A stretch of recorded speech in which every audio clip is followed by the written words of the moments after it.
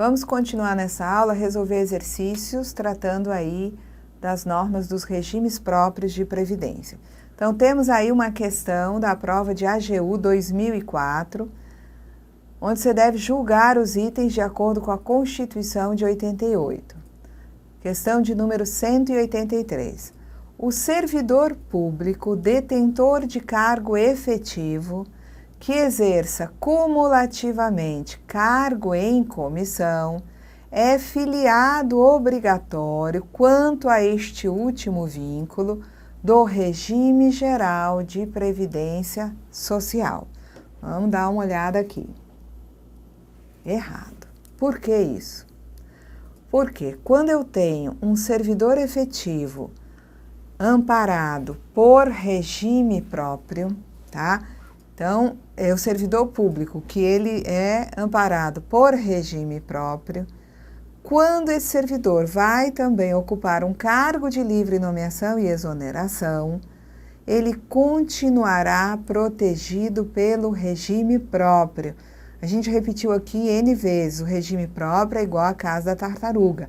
Gruda no servidor. Se ele é efetivo, amparado por regime próprio, e vai ser exercente de mandato eletivo, ele continua protegido pelo próprio. Se ele vai ocupar um cargo, né, exclusivamente, não é exclusivamente, né, porque ele já é servidor efetivo, um cargo comissionado, um cargo de livre nomeação e exoneração, ele sendo, enquanto efetivo, protegido por regime próprio, ele, ao ocupar esse cargo, ele continua protegido pelo seu regime próprio. O que a Lei 10.887, a orientação normativa número 2, nos dizem é que quando o indivíduo, ele é, por exemplo, ele é médico concursado da prefeitura, então ele é servidor efetivo da prefeitura amparado por regime próprio. À tarde, ele foi convidado para ser diretor de um hospital do estado e ele ocupa ali naquele hospital um cargo comissionado. Então, ele trabalha de manhã no município, é servidor efetivo amparado por regime próprio, e o vínculo que ele tem com o Estado não é na condição de cargo efetivo, não.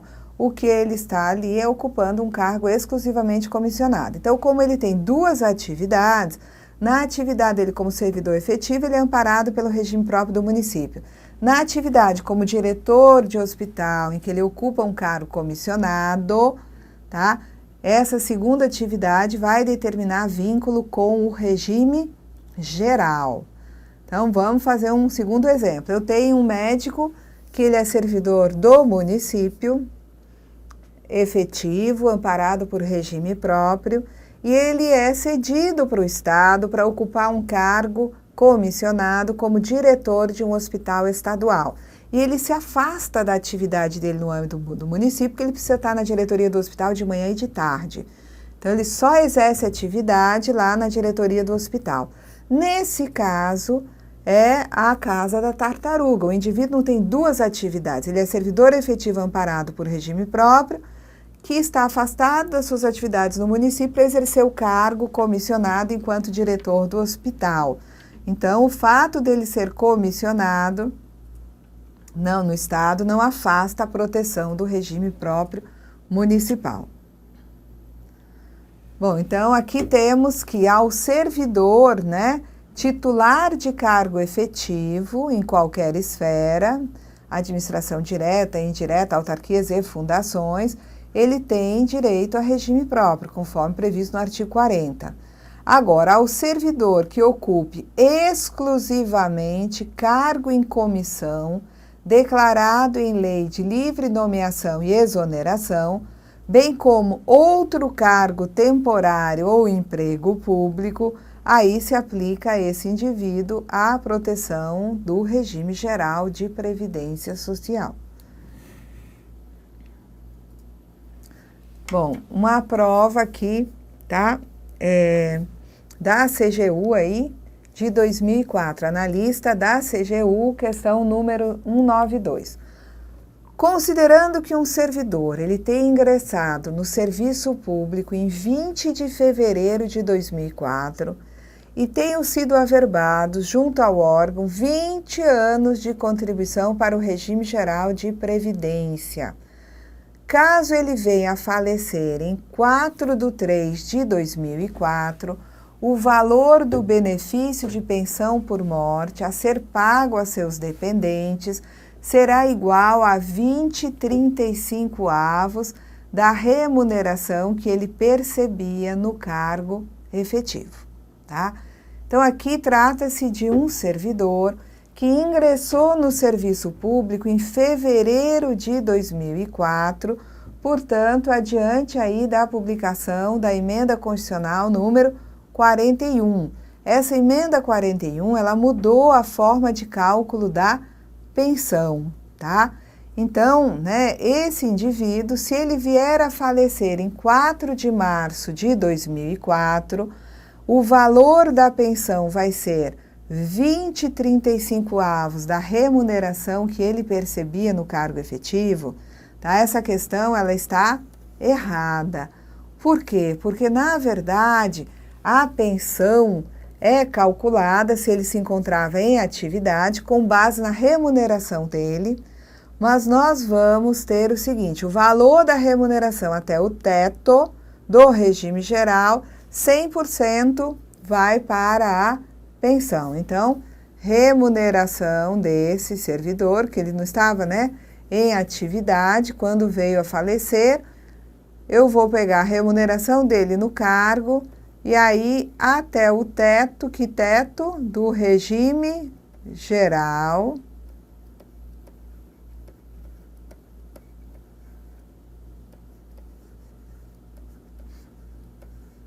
Opa!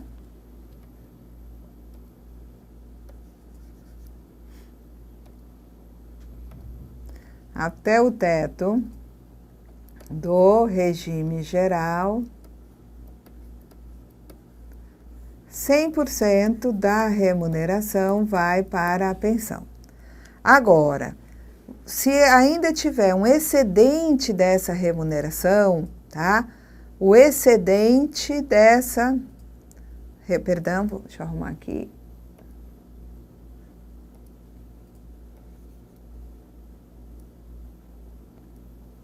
Essa remuneração é maior do que o teto. Então, a parte da remuneração que está acima do teto, 70% vai para a pensão. Então, não tem essa coisa de você calcular aplicando 20/35 sobre a remuneração do servidor que veio a falecer. Então, ele ingressou no serviço público em 20 de fevereiro de 2004, averbou 20 anos de contribuição para o regime geral, faleceu em 4 de março de 2004. O valor do benefício da pensão por morte a ser pago a seus dependentes será igual a 20/35 da remuneração que ele percebia no cargo? Não, não é dessa forma. Tá? Então, não é assim. O valor da pensão é 100% da remuneração do servidor até o teto, mais 70% da remuneração do servidor que exceder o teto. Vamos para essa questão de analista judiciário do TRT, questão essa de 2004. Um servidor público federal que ingressou nos quadros da administração direta por concurso público em 99, pode requerer a sua aposentadoria, uma vez preenchidos todos os demais requisitos, com a idade mínima de 53, 55, 60, 65 ou 70 anos. Então, o servidor público federal ingressou nos quadros da administração direta por concurso em 99. Então, é pós-emenda 20. Então, ele ingressa, ele tem que ter, se for para aposentadoria por tempo de contribuição e idade, ele tem que ter 60 anos de idade mais 35 anos de tempo de contribuição.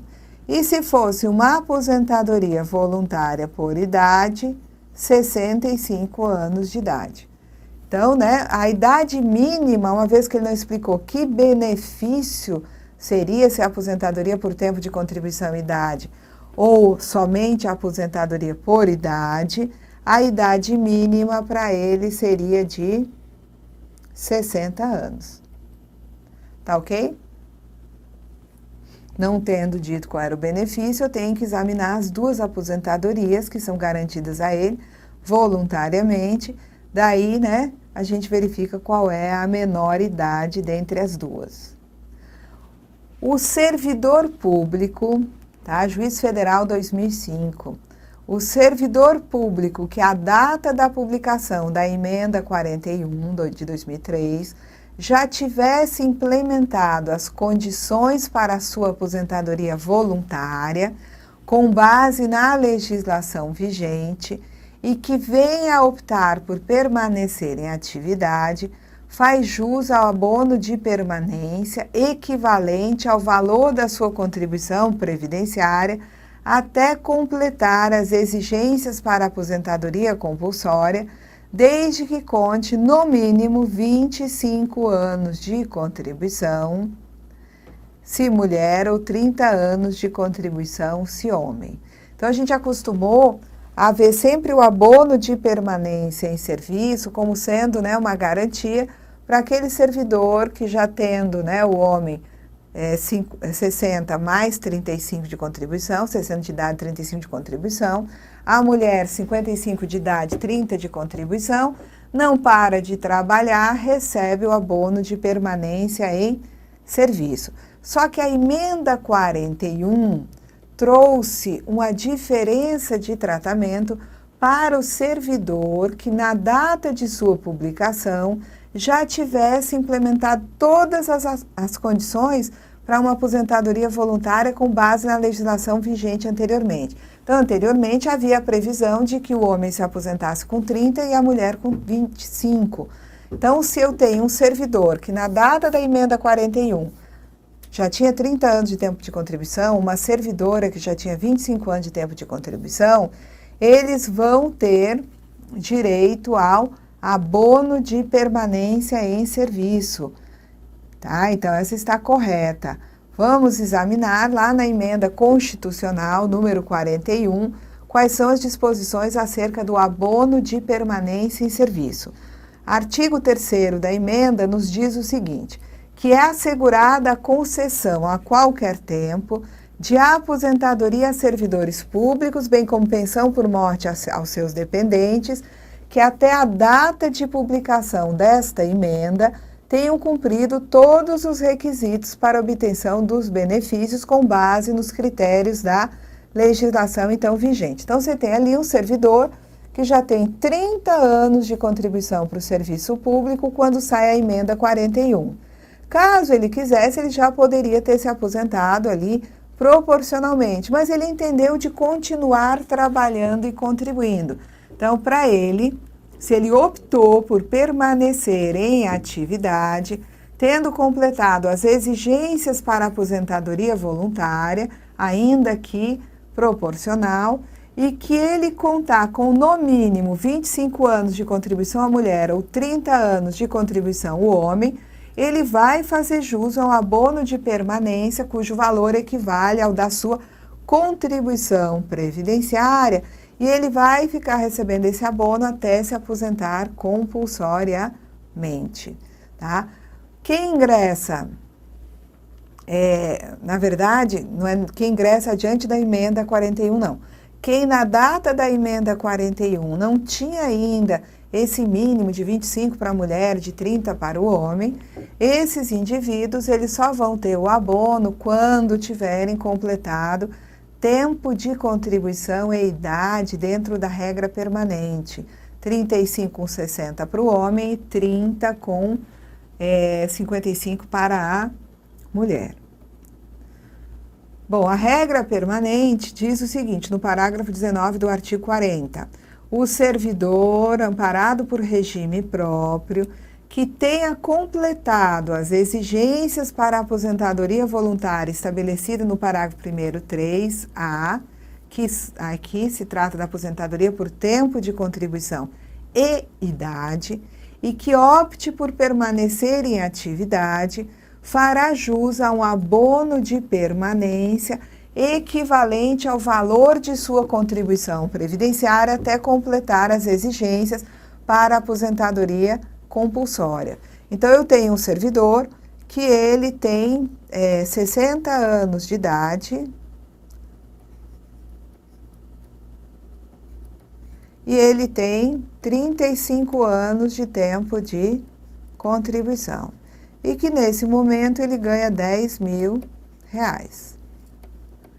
Ele não quer se aposentar, ele quer continuar a trabalhar, daqueles servidores, né, bem dedicados, que quer trabalhar enquanto ele puder.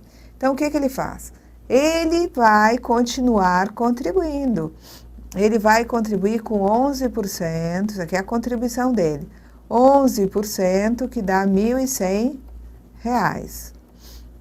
Entretanto, esse mesmo valor de 1.100, que vai ser deduzido dos 10.000 a título de contribuição, esse mesmo valor vai ser o valor do abono de permanência. Então, ele vai deduzir os 1.100 dos 10.000, mas vai voltar R$1.100 na condição de abono de permanência em serviço. Então, como o valor do abono é o mesmo valor da contribuição previdenciária, faz parecer que não existe contribuição previdenciária. Mas não, efetivamente o servidor, embora já tenha toda a condição aí para se aposentar, ele continua a trabalhar e por isso ele continua a contribuir para o regime próprio. Então, ele contribui com esses 1.100, mas recebe o mesmo valor do ente a título de abono de permanência em serviço. Aqui, né, a aposentadoria que dá direito ao abono para os servidores, segundo a regra permanente, é a aposentadoria por tempo de contribuição e idade, tá?